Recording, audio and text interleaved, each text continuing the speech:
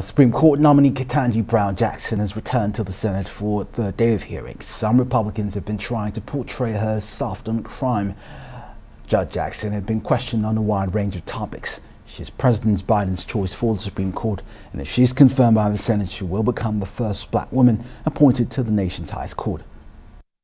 The reason why I did that, I've said, is because I recognized as a defender that there were lots of people in our system who, instead of taking responsibility for what they had done and then ultimately understanding the harm and potentially not doing it again, instead of that, those people were bitter, they were angry, they were feeling victimized because they didn't get a chance to say what they wanted to say, because nobody explained to them that drug crimes are really serious crimes. Nobody said to them, do you understand that there are children who will never have normal lives because you sold crack to their parents and now they're in a vortex of addiction?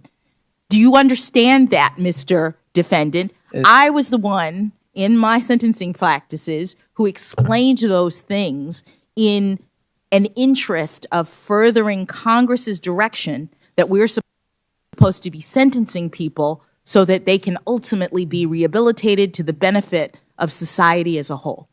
I just still note that virtually half of those people, statistically speaking, that you gave that speech to within 8 years were back in prison, and in some cases for more serious offenses than the first incarceration. Well, let's bring in Arise U.S. Correspondent Eric Ham, who is in Washington, D.C. Eric, good to see you again. Now, senators have been questioning Supreme Court nominee Kentanji Brown Jackson on day 3 of her confirmation hearings. Can you bring us up to date? Yeah, another marathon day that included basically every nasty trope that you could think of. We saw the judge constantly interrupted. We saw the judge, her record distorted. We saw the judge even disrespected. Senator Tom Cotton actually basically called her a liar. He said that he didn't believe her when she said that she was unaware of when she said that she could not remember a case. And keep in mind, this is a judge who has had more than 600 rulings. And when she said there was one particular case she just couldn't remember, he said to her, well, I don't believe you. And so, again, this was another day where we saw, members basically race to the bottom. And even at a moment when we are seeing potentially history in the making, we saw just the full gambit, not only of the polarization at work, at play in Washington, but also what it means to be a person of color, and especially a black woman who is now nominated to the highest court in the land. We're talking about a judge, an Ivy League educated woman, someone who has served on the Sentencing Commission, someone who has already been confirmed 3 times by these same members of Congress. And today what we saw was members really attack her in very personal ways, and attack her, because of her race, because of her sex, and because she served as a jurist. And this is going to be a day that I think many, even the Republican Party, I think, bit off more than they could chew. And it's also important to note that some of the people who we saw on this committee are members of the committee who many believe will run for president in 2024. And clearly what we saw was a lot of performance theater today. And it certainly did not do the body, which is one time considered the most deliberative body. It didn't do the body any good. It didn't do the confirmation process any good. And even these individual members, it didn't do much for their standing as well. Eric, you speak of performance. It's the second day in a row Senator Lindsey Graham's walked out of the hearing, obviously having a very sensitive discussion back and forth right there with Judge Jackson. How do you think Judge Jackson handled the line of questioning being thrown at her, and what's the drama with Lindsey Graham? Well, look, even after Lindsey Graham's performance, we saw Senator Patrick Leahy, who once served as a chairman of the committee. He is the dean, actually considered the dean of the committee. He actually walked out of the hearing in exacerbation.